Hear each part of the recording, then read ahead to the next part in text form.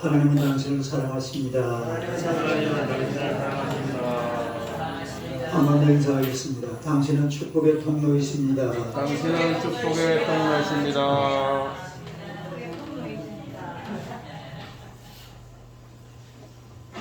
할렐루야. 오늘의 말씀으로 믿음으로 모세는 이런 제목으로 함께 오늘 나누고자 합니다. 한번 읽어보세요. 믿음으로 모세는 프랑스의 작가 생떼취페리라는 이런 분이 계시는데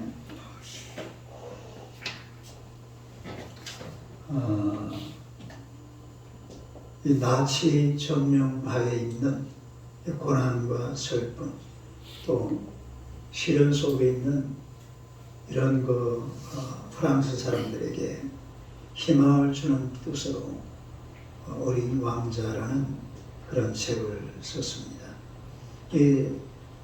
우리가 이렇게 보면은 처음 저런 책이 있을까 싶은데 굉장히 어려운 책이에요.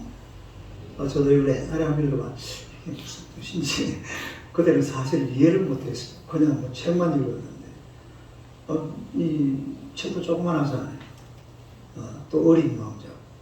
근데 사실은 굉장한 철학적인 의미가 담겨있는 그런 책인데 이 생떼취페리는 그 책에서 이렇게 얘기를 합니다. 내 비밀은 이것이야. 아주 간단해. 마음으로 보는 거야. 본질적인 것은 눈으로 보기 어렵거든. 그런 것들은 마음으로 보아야 해. 이런 얘기를 합니다. 이 생떼취페리는 공군 장교의 비행 조종사였습니다.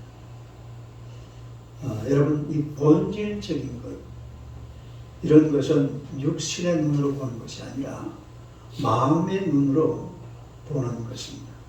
하나님은 이 본질적인 분이시기 때문에 육신의 눈으로 보면은 보이지를 않아요.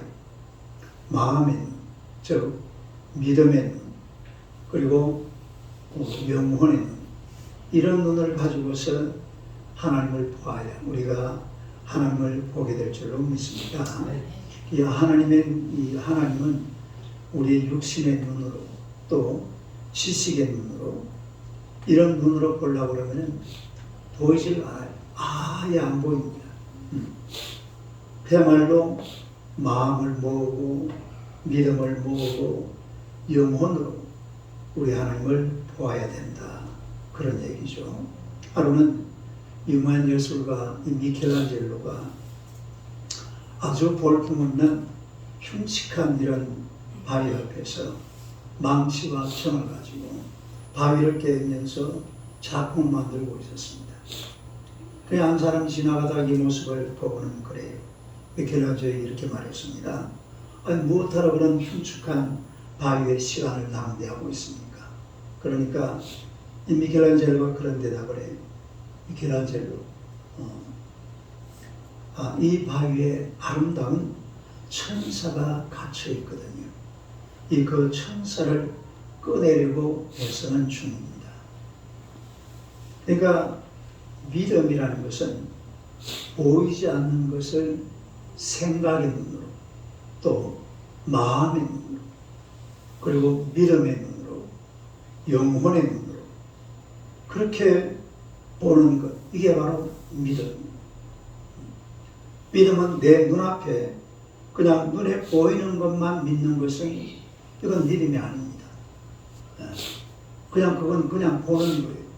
이 믿음이라는 것은 눈에 보이지 않는 것, 손에 잡히지 않는 것, 귀에 들리지 않는 것, 그리고 내가 오감으로 만질 수 없는 것, 이것을 내가 받아들이고 수용하고 또 그것을 향해서 나아가는 것이 믿음인 줄로 믿습니다. 그래서 눈에 보이지 않는 것을 마음의 눈으로 보고 믿는 것이 바로 믿음이라는 거예요.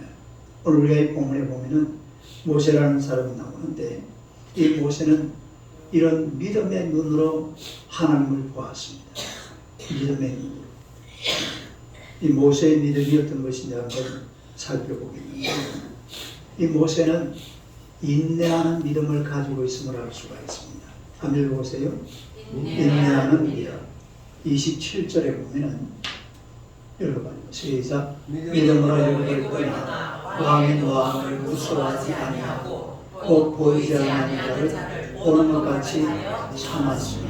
여기 보면은 애굽을 떠나 왕의 노함을 무서워하지 아니하였다고 했는데, 그러나 실제로 모세는 바로를 굉장히 무서워했습니다.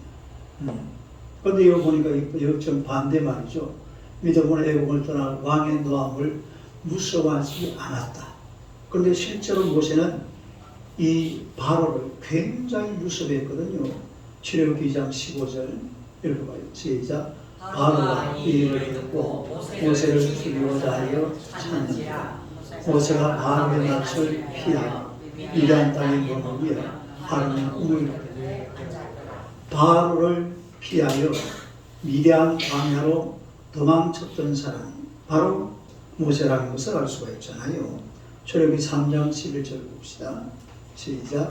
모세가 하나님께 아뢰되 내가 누구에게 바로에게 가면 이스라엘 백성을 애굽에서 인도하여 내리. 그러니까 이 출애굽기 전반부를 보면 모세가 바로 때문에 상당히 두려움을 느끼고 있는 그런 장면들을 우리가 성경에서 볼 수가 있습니다. 애굽을 떠나 그런데 왕의 노함을 무서워하지 아니하고, 히브리서 기자는 그렇게 말씀을 하고 있어요. 성경에 있는 내용하고는 좀 틀린 말이죠. 그야말로 바로 이 모세가 볼 때는 아이고 무서워라. 시작. 아이고 바로가 무섭죠.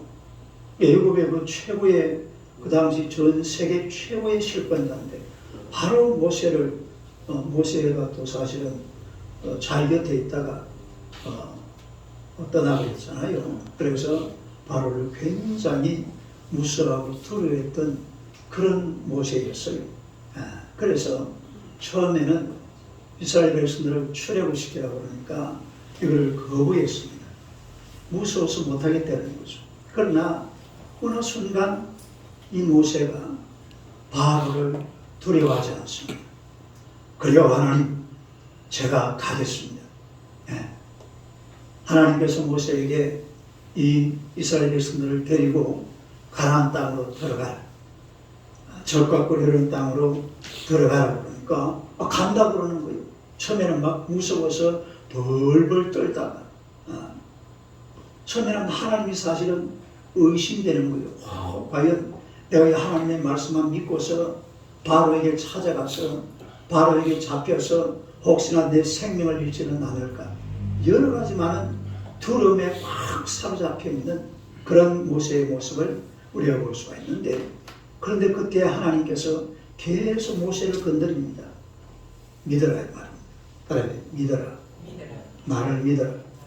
누구를 믿어라? 하나님을 믿어라 이 말. 그래서 하나님께서 모세와 계속 대화를 나눠요. 야, 너 나 믿어야 돼. 이거 소통이라고 그러죠. 따라해. 소통. 하나님께서 모세와 계속 소통을 합니다. 왜냐하면 모세를 하나님이 계획이 지금 지도자로 세워가지고서 이스라엘 백성들을 애굽 땅에서 건져내어서 가나안 땅으로 들어가게 할 그런 계획을 하나님이 딱 세워놨는데 모세가 말을 안 듣는 거예요. 하나님을 안 믿는 거예요. 나 바로가 무서워서 거기 못 들어가겠어요. 그러고 있으니까 하나님도 답답하죠. 그러니까 하나님께서 모세와 계속 대화를 합니다. 야, 나 봐봐. 너 나 믿어야 돼. 그리고 내 말 들어. 내 말대로 해. 애굽으로 가서 이스라엘 백성 데리고 그리고 적과 꿀이 흐르는 땅 가나안 땅으로 들어가. 계속 소통을 하고 하다 보니까 모세가 어느 날 믿어지는 거예요.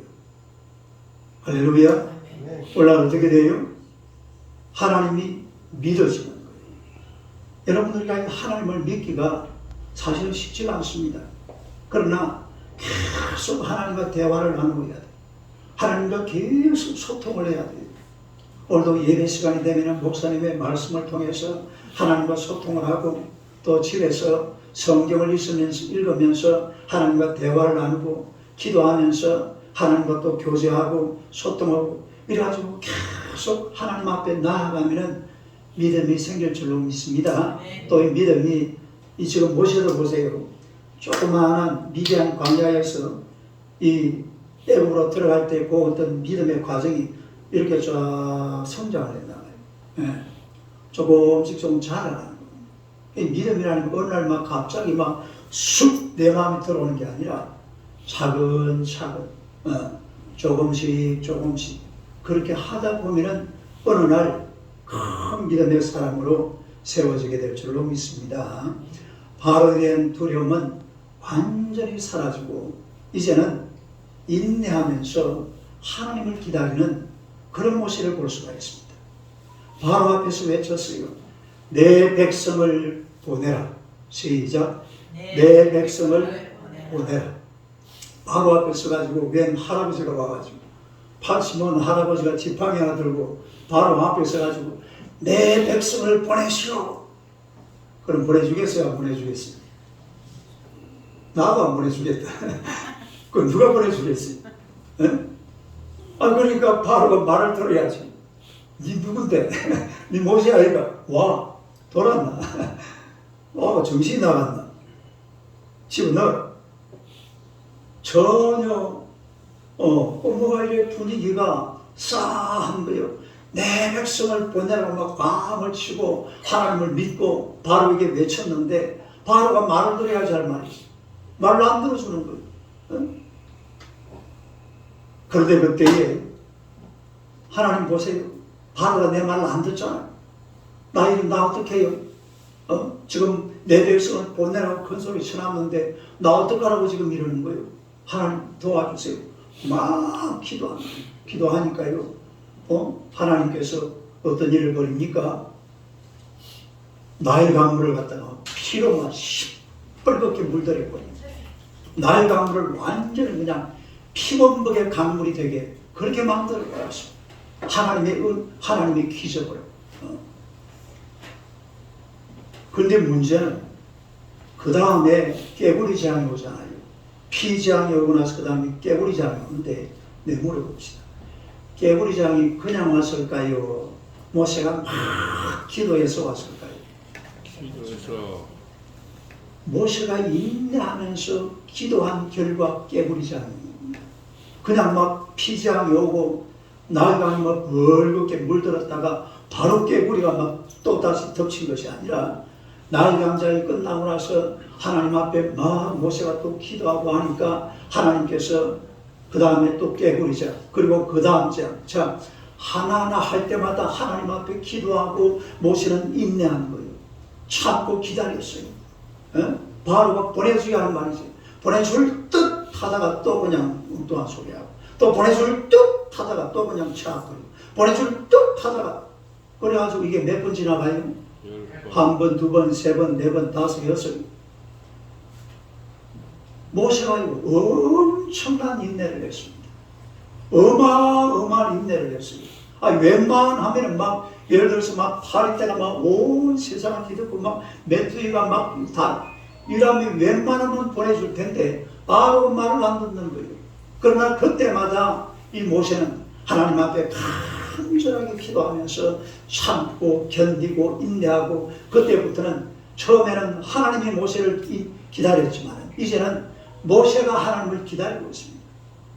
하나님은 반드시 내 기도에 응답하셔서 놀라운 이적을 베풀어 주신다. 할렐루야. 이런 믿음을 딱 가지고 하나님 앞에 기도하니까 이런 10가지 재앙이 모세에게 나타나는 것을 볼 수가 있어요. 그리고 마지막에 결국은 장자를 죽인 이런 재앙 때문에 바로가 이 이스라엘 백성들을 다 풀어서 광야로 내보냅니다. 광야에 가서도 마찬가지. 광야를 나가는데 홍해바다가 앞에 바로 막혀 있잖아요. 또 한참 걸어가는데 물이 없습니다. 바위만 짜다라요. 또 마라의 물을 만났는데 마라의 썬물을 만났습니다. 이런 거 만날 때마다 모세가 엄청난 인내를 가지고 하나님 앞에 기도한 결과 이런 모든 것을 기적적으로 해결해 낸 줄로 믿습니다. 이게 그냥 된 것이 아니에요. 그냥만 하나님께서 알아서 해준 것이 아니라 모세의 인내를 당했습니다. 모세의 인내. 모세 뭐라고요?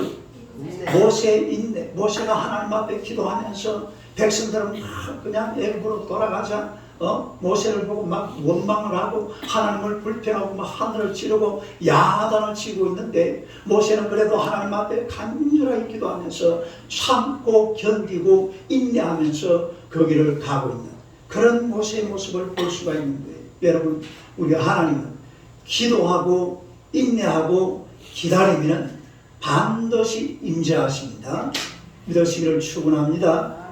우리 하나님은 반드시 우리가 기도하고 하나님의 임재를 기다리고 그리고 하나님 앞에 나아가면 나타나셔서 오늘 저 여러분의 삶 속에 은혜 베풀어 주신다는 사실 우리가 알아야 돼요.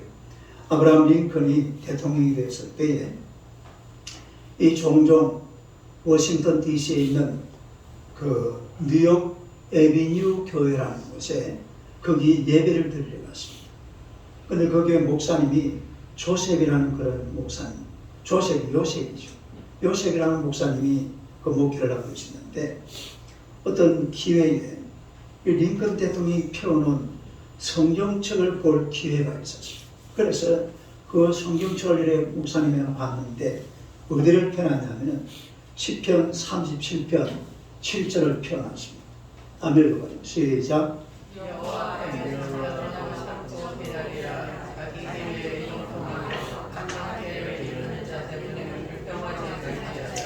여호와 앞에 잠잠하고 참고 기다리라. 시작. 여호와 앞에 잠잠하고 참고 기다리라. 이 말에다가 성경을 펴놓고 사실 옛날에는 책이 요즘처럼 이렇지 않아요. 종이 그렇지도 않고 아주 막 구반 종이 있잖아요. 이런 게 이제 적어져 있는데 거기다가 손가락으로 꼭 눌러가지고 그 구절을 얼마나 읽었는지 그것도 손가락으로 눌러가면서 읽어놨는지 이 꼭꼭 눌려져 가지고 선명하게 표시가 나더라고요. 얼마나 멋진 말이에요. 여호와 앞에 잠잠하고 그 다음에 참고 기다리라. 잠잠하고 참고 기다리라. 여호와 하나님 앞에 이런 것을 계속 묵상했다는 거죠. 하나님 앞에서 참고 기다리고 여러분 링컨은요 대통령이 어떻게 되는지 아세요? 국회의원 우리나라 같은 국회의원 하원의원 떨어지고 대통령이 됐어요. 세상에 이런 사람이 없어요. 뭐 국회의원 나서도 전부 다 떨어졌어요. 그래도 참고 기다리고 견디고 성경책 읽으면서 어머니가 준 성경책이잖아요. 지금도 미국에 가면은 대통령들이요 선서식 할 때 어떤 사람들은 꼭 옛날에 그 부시라고 했잖아요. 자기 어머니가 준 성경하고 링컨 대통령 읽고 있던 성경하고 두 권을 얹어놓고 선서를 합니다. 그 성경이 아주 이 방금 이 구절 나오는 성경이 아주 유명한 성경이에요. 우리가 우리 인생도 마찬가지. 참고 잠잠하고 참고 기다리고 그러고 계시면은 하나님께서 반드시 오셔서 하나님의 은혜를 베풀어 주실 줄로 믿습니다. 이런 참고 잠잠하고 견디고 기다리는 이런 노력이 필요하다 이 말이죠. 우리가 무슨 어떤 인생을 살아가더라도 이 잠잠하고 참고 기다리는 이런 것이 없으면 아무런 열매가 없어요. 교회 나가도 별거 없더라고요. 그건 자기 인생이 별게 없다 이 말입니다. 뭐 해보고 그런 사람은 내 인생이 그런 거예요.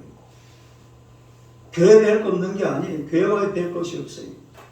오만 개 다 있는데 오만 축복이 교회 다 있는데 대단한 곳이 교회입니다. 그런데 교회 가봐야 별 것도 없더라고요. 교회는 사랑 하더니만 사랑도 눈에 안 띄고 그렇지 않아요. 교회만큼 사랑이 넘치는 데가 없어요. 내가 못 찾았어. 내가 내 인생을 원망하지 마세요. 딸이 내 인생을 원망하지 마라.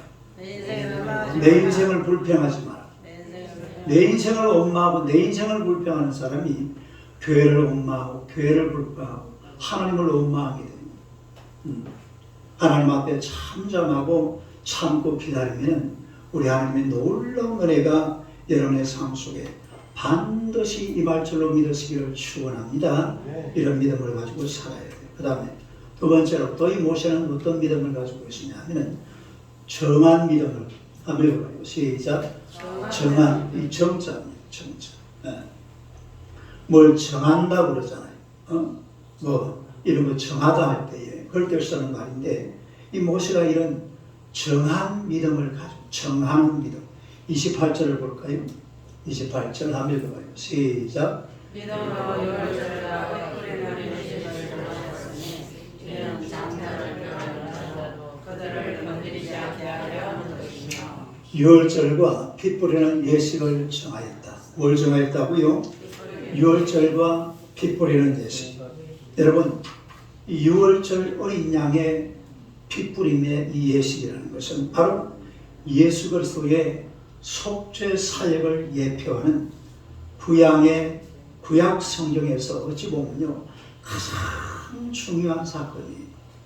가장 중요한 사건. 예수 그리스도의 피를 예표하는 구약의 피에 관한 첫 번째 기록이 바로 유월절 어린 양의 피입니다. 창세기가 몇 장이에요? 50장이죠. 창세기 50장 동안 한 번도 이런 이야기가 안 나와요. 그 중요한 창세기에 이 피뿌림에 대한 이야기는 단 한 번도 안 나옵니다. 물론 목사님들이 해석은 다 하죠.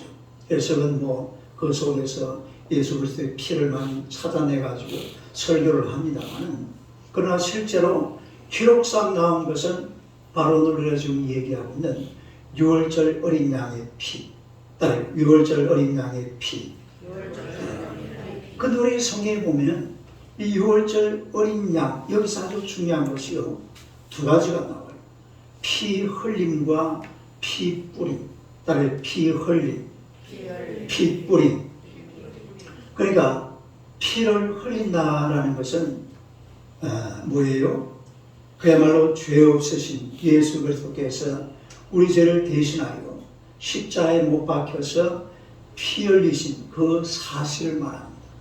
내 죄를 사실, 내 죄를 이 죄악 가운데서 건져내시려고 예수 그리스도가 십자가에 못 박혀 죽으신 것, 이게 바로 유월절 어린 양의 피 흘림의 사건이에요. 피 흘림의 사건. 이건 엄청난 사건이죠. 속죄의 근거가 되거든요. 죄 사함의 근거. 이게 없으면 기독교 자체가 없어요. 이 어린 양의 피 흘림은 우리 정말 이 교회에서 가장 중요한 겁니다. 그래서 히브리서 9장 22절에 보면은요, 읽어봐요. 시작. 율법을 따라 그의 모든 물건이 피로서 정결하게 되었나니 피 흘림이 없은즉 뭐 흘림이 없은즉 피 흘림이 없으면 사함이 없습니다. 예수 그리스도가 피를 흘려주심으로 말미암아서 오늘 저와 여러분 모든 죄는 다 용서받고 씻김받는 줄로 믿습니다. 다 용서받고 씻김받았어요. 이 피 흘림 때문에. 그래서 이게 바로 피 흘림이고, 그러면 피 뿌림이라는 것은 뭐냐면 그리스도의 보혈이 성도의 각 영혼에 적용되는 것을 말합니다. 어린 양이 유월절 그 밤에 어린 양을 잡았죠. 어린 양을 잡았는데 피를 흘리고 그냥 놔줘버리면 안 돼요. 그 다음에 이 피를 가지고 어떻게 하라고 그랬죠? 문설주와 문지방에, 문인방에 이걸 바르라고 그랬잖아요. 이를 피를 뿌리라 이 말이에요. 어린 양은 피를 흘리고 우리는 피를 뿌리고, 피 흘림과 피 뿌림이 동시에 작용이 돼야 돼요. 이걸 알고 있다고 되는 게 아닙니다. 그냥 어린 양의 피를 흘리고 그 다음에 피를 뿌려야지 그날 밤에 장자가 죽지 않고 하나님의 은혜 가운데서 구원받을 것이다. 이 사실을 알고 있는 것만으로 끝내서는 안 돼요. 반드시 문인방과 문설주에 피를 뿌려야 될 줄로 믿습니다. 피를 어떻게 해야 돼요? 피를 뿌려야 돼요. 딸이 피를 뿌려라. 피를 뿌려야 이게 내 삶 속에 적용이 되는 거예요. 예수님께서 이런 성경책을 주었잖아요. 예수님께서 십자가를 지셨잖아요. 어린 양이 유월절날 피를 흘렸잖아요. 이런 것이 내 삶 속에 언제 적용이 되느냐, 그것과 나의 인생이 언제 관계가 되느냐, 나도 죄인이지만 내가 죄 없이 살아갈 수 있는 그런 방법이 무엇이냐. 오늘 저와 여러분들이 하나님 앞에 와서 예수를 믿는 순간 피가 뿌려지는 줄로 믿습니다. 이미 다 피가 뿌려진 거예요. 에? 피가 뿌려지니까 우리가 이 피 뿌림의 역사가 내 개인 속에서 적용이 돼가지고서 오늘 저와 여러분들이 죄 없는 의로운 삶을 하나님의 은혜 가운데서 살게 되는 줄로 믿습니다. 아멘. 그래서 반드시 하나님 앞에 나 우리가 이 믿음이 얼마만큼 중요하냐면은 내가 예수만 믿으면은 내가 하나님만 믿으면요 이 모든 성경 속에 있는 사건들이 내 삶 속에 그대로 적용이 되는 겁니다. 할렐루야. 얼마나 좋아요. 나보고 피 뿌리라 소리 하는 거 아니에요. 우리 보고 막 십자가를 치고, 제가 지난주도 그랬죠. 저 문경세제에 웬 아저씨가 그 운전기사에 십자가를 졌잖아요. 그게 막 나중에 신문에 대해서 그때가 몇 년도죠? 한 몇 년 됐죠. 십자가를 지고 그래 죽었어요. 그러면 그게 예수님의 십자가입니까? 대단히 죄송합니다. 그건 개죽음. 자기는요 교회를 다니면서 내가 한번 예수님의 그 십자가 고난에 동참해 보겠다고 그 유서를 남겨놨어요. 그 신문에 찾아보면 다 나와요. 그래서 십자가를 자기 손으로 못을 박아가지고 어떻게 박았는지 모르겠어요. 못을 박았는데 아무 쓸데없는 짓입니다. 믿음만 가지면 돼요. 따라해요. 믿음. 뭐만 가지면 돼요? 우리 뭐 오늘 이거 설교에 내가 본문에 적어놓은 것도 아닌데 이 몇 장이죠? 540 여기 있네. 544장. 우르도 못하네. 우르도 못하네. 힘쓰도 못하네. 참아도 못하네. 4절이 뭐예요? 믿으면 되겠다. 믿으면 되겠네. 믿으면 되겠네. 옛날에 부흥사들 이 찬스 얼마나 많이 풀려요. 뭐 참아도 못하네. 뭐 하다가 믿으면 되겠네. 주 예수만 믿어서 헤이. 얼마나 멋져. 믿으면 되겠네. 믿으면 될 줄로 믿습니다. 헤이는 없어요. 내가 만들었는 믿으면 되는 거예요. 믿으면. 그만큼 믿음이 중요한 거예요. 우리가 자꾸 하나님 앞에서 믿음을 자꾸 키워나가야 돼요. 예? 믿으면은 이 성경 속에 있는 모든 사건들이 내가 한 것도 아닌데 그게 전부 내가 한 것처럼 내 속에서 다 적용이 된다는 말이에요. 얼마나 감사해요. 할렐루야. 성경이 어디 보통 책입니까? 성경을 감히 보통 책이라고 말하면 그건 자기 인생 문제예요. 성경이 문제가 있는 게 아니에요. 따라서 성경에는 아무 문제 없다. 내 인생이 문제다. 성경을 이상하게 보는 사람은 성경에 문제가 있는 게 아니에요. 금년에도 이거는 1억 권씩 팔리는 책입니다. 전 세계에서 1억 권이 팔려요. 이런 책은 인류 역사 6,000년 동안에 단 한 번도 이런 책은 나온 적이 없어요. 이런 엄청난 사건을 오늘의 예수를 믿음으로 말미암아서 이 모든 성경 속에 있는 것들이 내 삶 속에서 그대로 적용되었다는 것 믿으시기를 축원합니다. 하나님은 모세를 통해서 6월절 예식을 정하셨어요. 따라요. 6월절 예식을 정하셨다. 핏부림의 예식을 정하셨다 이 말이죠. 그리고 6월절 예식을 정하고 나서 십계명을 주었습니다. 십계명을 주고 나서 율법을 주었습니다. 따르게 6월절 예식, 십계명, 율법. 뭐 꼭 순수하게 되는 건 아닌데 순수하게 나와 있어요. 가장 중요한 것은 핏부림의 예식이에요.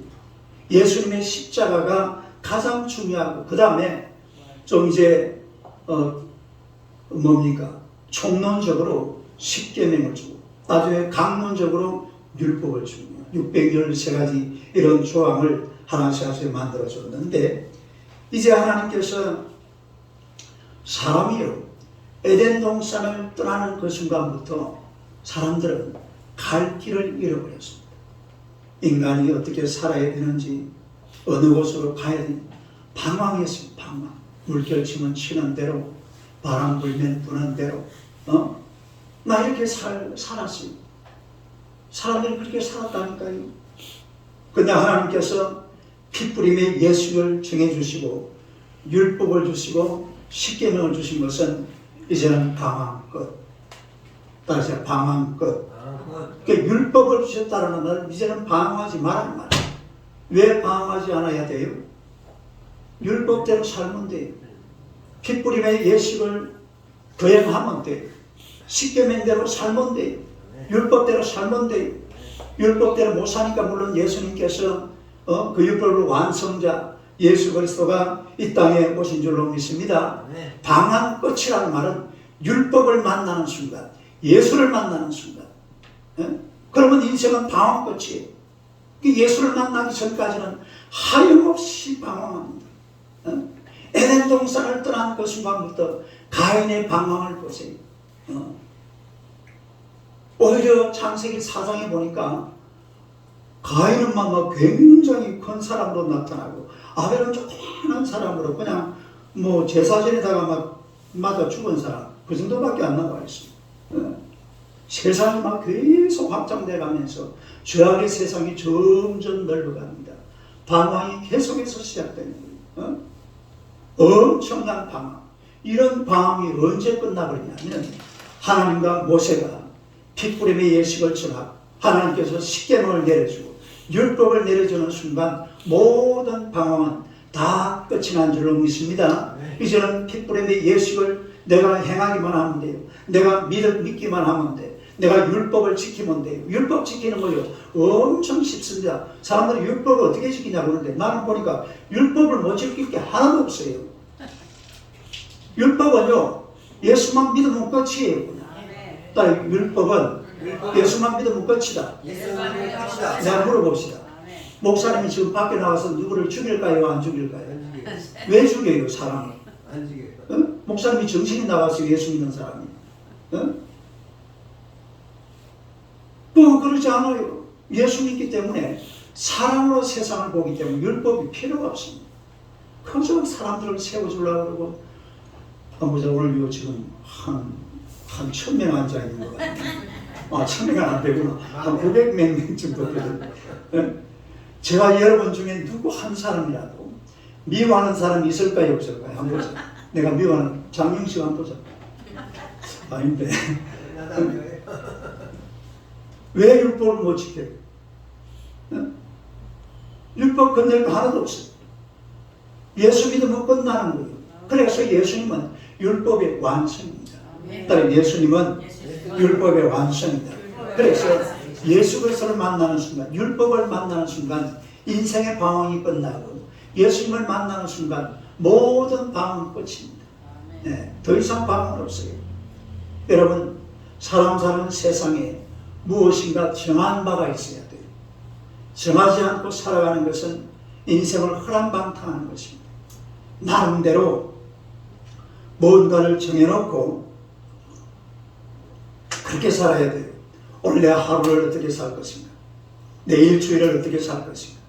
내 오늘 금년 이번 달 12월 한 달을 어떻게 살 것인가?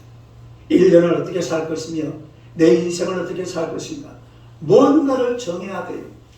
하루에 성경을 몇 장씩 읽고 기도를 얼마만큼 하고 내가 1년에 전도를 몇 명 하고 구제를 어떻게 하고 헌신을 어떻게 하고 이거 정해야 돼. 인생을 그냥 살면 안 돼. 사람이라는 것은 자기가 정한 대로 가는 것입니다. 그냥 막 바람 부는 대로 물결 치는 대로 막 마구잡이로 살아서는 안 돼요. 내 꿈도 정해야 되고 내 인생의 목표도 정해야 되고 내 나름대로 살아가야 될 내 인생의 길도 제대로 쫙 한번 바라보고 그 길을 가야 될 줄로 믿습니다. 뭔가를 정해놓고 가야지 정하지도 않고 그냥 막 가는 대로. 성경은 인생을 이렇게 살아가라고 딱 정해놓은 책입니다. 그냥 아무런 의미 없이 세월만 흘려버려서는 안 돼. 하나님께서 우리에게 주신 이 아름다운 인생을 어떻게 살 것인지 나름대로 딱 정해놓고, 하나님께서 모세에게 율법을 딱 주었잖아요. 뭔가를 딱 정해버립니다. 6월절 예식을 정해버리고, 십계명을 줘서 그냥 이렇게 하면 안 돼. 율법을 줘가지고 이렇게 하지 마. 딱딱 정해놨어요. 그 정한 그대로 살아야죠. 그게 잘 안 되니까 예수님이 또 이 땅에 오신 거고. 우리 인생도 마찬가지예요. 내가 24시간을 어떻게 쓸 것이냐. 잘 계산해가지고 멋지게 써야 돼. 내가 최근에 하나 정한 게 있습니다. 앞으로 매일마다 나는 집사람하고 둘이 앉아가지고 성경 3장 읽고 기도하고. 할렐루야. 요거는 내가 남은 생애를 다 그렇게 합니다. 지금까지 집사람하고 둘이 앉아서 성경을 읽어본 적이 없었어요. 사실 성경을 내가 혼자 읽었지. 그렇다고 목사님이 성경을 하루에 3장만 읽느냐? 딸, 그건 아니다. 그러고 나서 이제 성경 내가 엄청씩 읽습니다. 저는요, 이렇게 설교하고 내려가서 딱 앉아서 가면 성경부터 읽습니다. 그럼 몇 장씩 읽는지도 몰라요. 그냥 딱 표시해놨잖아요. 요거잖아요. 이거 어디야? 열왕기상 읽고 있네 지금. 열왕기상 14장. 사모님하고 지금 성경 본거는 어디까지 지금 창세기 하루에 써요. 뭐든지 딱 정해야 돼요. 그래 놓고 살아가면요, 인생이 정말로 멋있습니다. 우리가 그렇게 살았지. 나중에 한 10년쯤 지나봐요. 여보, 우리가 하루에 성경 10장, 내가 앞으로 우리 애들 만나도 이제 딱 앉아서 성경 10장 읽고 지금 뭐 할 거야. 옛날에는 만나면 예배를 드렸거든요. 예배보다도 같이 앉아서 성경 10장 읽으면 그 예배 아니에요? 네? 뭔가를 정해야 돼요. 구세군의 창시자 윌리엄 부스라는 사람은요, 나이 20살을 기점으로 인생이 완전히 바뀌었습니다. 그가 세계인의 추앙을 받는 것은 젊은 시절에 6대 생활 수칙을 정해놓고 이를 실천했기 때문이라고 그래요. 그는 보람있고 성공적인 인생을 위해서 생활 수칙을 벽에 붙여놓고 매일 묵상을 했습니다. 이 윌리엄 부스는 아주 멋지게 생겼죠. 이 수영이 우리 한번 읽어볼까요? 내가 첫째 한번 읽어봅니다. 첫째,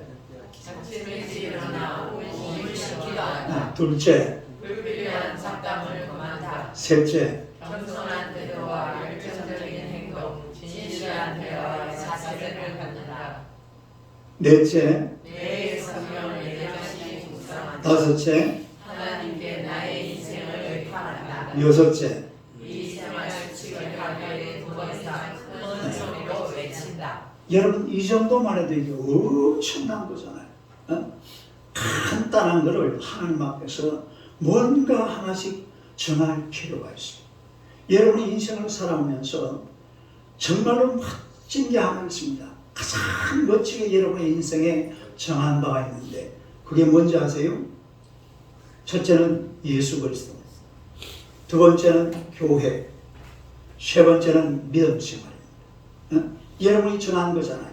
따르면 예수 그리스도, 교회, 믿음 생활. 이것만큼 귀한 게 없어요. 예수님을 마음에 정하지 못하고 교회를 마음에 정하지 못한 사람의 인생길은 그야말로 방황의 연속이에요. 방황할 수밖에 없습니다. 인생에는 길이 없습니다. 예수님을 떠나서, 성경을 떠나서, 교회를 떠나서 인생에 길이 없어요. 오늘 교회 이야기는 아니지만은 교회가 나와서 한번 내가 어디 찾아봤는데 세계 최고의 명문 대학인 하버드 대학 설립의 배경을 설명한 이안 해리슨이라는 사람은 그의 책 마지막에 대한 백과사전에서 이렇게 말을 합니다. 말한 건 나와요? 그건 안 나와? 이게 교회입니다. 교회. 뭐라고 말했냐면은 하버드 대학의 캠퍼스가 얼마나 큰지 도시 전체와 어우러져 있다. 그런데 그 넓은 캠퍼스 안에 있는 엄청나게 많은 부속 건물 가운데서 가장 중간에 위치한 건물이 무엇인가? 바로 하나님의 성전이다. 하버드 대학교는 성전을 중심으로 해서 수많은 부속 건물들이 빙 둘러서 있다. 그 학교의 설립 이념은 학교의 중심에 하나님의 성전을 둔다는 것이다. 이처럼 하버드 대학교가 멸칠공이 세계 최고의 학교가 될 수 있었던 비결은 하나님의 성전을 그만큼 소중히 여겼기 때문이다. 이 책의 그 마지막에 이런 말이 나와요. 예? 이 하버드 대학교인데 서울대학이 몇만 평인지 아세요?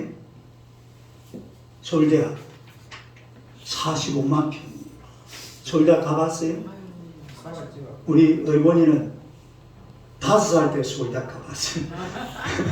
내가 5살인가 10살 때 애들 데리고 서울대학 연세대 고려대 싹 한 바퀴 돌았거든요. 여름방학 때. 이게 하버드 대학인데 놀랄 준비하세요. 이게 땅이 얼마냐? 550만 평입니다. 아무도 안 놀라네. 서울대학이 45만, 서울대학이 보통 겁니까? 그 관악산 그 하나 전체가 원래 그 삼성그룹의 그 테니스장, 그 테니스가 뭐라 하는 거? 골프, 테니스, 골프 코스. 그 꼭대기 올라가면 옛날에 이건희 갖고 앉아서 골프 치던 그 자리가 있더라고. 550만 평. 가장 중심에 바로 이 교회가 있습니다. 딱 중심 되잖아. 이쪽이 전부 대학 건물이 전부 대학 건물이에요. 그냥 한 도시 550만 평. 서울대학교를 갖다가 몇 개를 해야 되노? 10개를 갖다 놔야 돼. 그만이 큰 넓은 장소예요. 가장 중심에 이게 있다니까요. 이게 뭐라고요? 하버드가 누군지, 하버드가 뭔지 아세요? 하버드가 뭐예요? 목사님 이름이에요. 하버드가 목사님 이름입니다. 하버드 목사님이 세운 학교가 하버드 대학교예요. 그 중심에 교회가 있다면 교회. 인생의 중심에 교회가 떠나버리면 그거는 인생에 방황하는 겁니다. 뭐 권력 좋아요, 돈 좋아요. 아이고 돈 얼마나 좋아요. 돈 싫은 사람 나한테 돈 다 갖다 주세요. 나 돈 좋아하니까. 돈 좋고 권력 좋고 명예 좋고 다 좋아요. 그러나 아무리 좋은 것 많이 가도 옆에 교회가 없으면 아무 의미가 없어요. 있어만 합니다. 있어 본들, 있어 봤자 교회가 딱 옆에 있어야 돼. 그리고 내가 그 교회 안에 들어와 있어야 돼. 최고예요, 최고. 가장 멋진 인생입니다. 뭐 많이 가지면 가장 멋진 것 같죠? 절대 그렇지 않아요. 그런 게 아니에요. 교회가 딱 옆에 있으면요, 교회 중심으로 많이 가진 사람 많이 가지고, 또 적게 가진 사람 적게 가지고, 도와주고, 나눠주고, 싸매주고, 안아주고, 끌어주고, 밀어주고, 이렇게 살아가는 게 그게 인생길인 줄로 믿습니다. 그래서 인생의 최고는 누구냐면 예수 그리스도가 계시고, 옆에 교회가 있고, 내가 교회 안에 들어와 있고, 그리고 믿음으로 생활하는 그런 삶이 가장 복된 삶이고 최고의 삶인 줄로 믿으시기를 축원합니다. 믿음의 사람 보시는 인내의 사람이었습니다. 하나님의 그 역사하심을 인내로 기다렸습니다. 또 믿음의 사람 보시는 삶에 하나님과 정한 바가 있습니다. 우리 인생도 마찬가지로 하나님 앞에 정한 바가 있어야 돼요. 우리도 정했잖아요. 예수 그리스도 교회 중심으로 날마다 하나님의 은혜를 받으며 살아가시기를 주님의 이름으로 축원합니다. 우리 오늘 말씀을 한번 기억하면서 하나님 나도 인내 사람도 살아가게 하시고 또 교회 중심으로 예수 중심으로 큰 믿음의 사람으로 점점 성장해서 하나님 나라의 영광과 함께 하나님의 은혜와 복을 받고 살아가는 하나님의 자녀가 될 수 있도록 우리 주여 세 번 부르고 기도합시다. 주여 은혜를 감사합니다. 우리 하나님의 백성들을 하나님께서 축복하사 은혜와 권능으로 인도하시고 우리가 날마다 하나님의 임재를 하나님의 기도하며 또한 기다리며 살아갈 수 있도록 은혜 베풀어 주심을 감사합니다. 임재를 경험하는 하나님의 백성들이 되게 하여 주옵소서. 날마다 우리 하나님을 뜨겁게 만나서 하나님과 동행하며 하나님의 은혜로 살기 부족함이 없도록 주여 역사하여 주실 줄로 믿습니다. 2021년 한 해 살아온 것도 하나님의 은혜인 줄로 믿습니다. 우리 하나님 앞으로 남은 생에도 하나님의 은혜로 하나님의 인내하며 기다리며 살아갈 수 있는 하나님의 백성들이 되게 하여 주시옵소서. 또 우리 인생길 하나님의 물결 치는 대로 바람 불면 부는 대로 한방탕한 인생길을 걸어가지 말게 하시고 하나님 앞에 내 인생길 딱 정해놓고 살게 하여 주시옵소서. 성경도 제대로 읽고 기도도 제대로 하고 전도도 열심히 하고 우리가 헌신하고 희생하고 봉사하고 충성하면서 하나님의 거룩한 나라와 주의 영광을 위해서 아름다운 이 귀한 것들을 딱 정해놓고 살아갈 수 있는 우리 하나님의 백성들이 다 되게 하여 주시옵소서. 인생길 절대로 허랑방탕하게 아버지 하나님이여 마음대로 살아가는 인생길이 아니라 하나님 앞에 자신을 분명한 턱대를 두고 목표를 분명히 가지고 하나님의 말씀과 은혜로 살기에 부족함이 없는 주의 백성들 다 되게 하여 주시옵소서. 어려운 성도들의 가정마다 하나님의 평강으로 넘쳐나게 하시고 주님의 거룩한 은혜가 저들 속에 날마다 차고 넘치도록 모세처럼 인내하며 또한 하나님의 정한 바 삶을 살아가는 우리 온 성도들이 되게 하여 주시옵소서. 예수님의 이름으로 기도드리옵나이다. 아멘. 우리 찬송가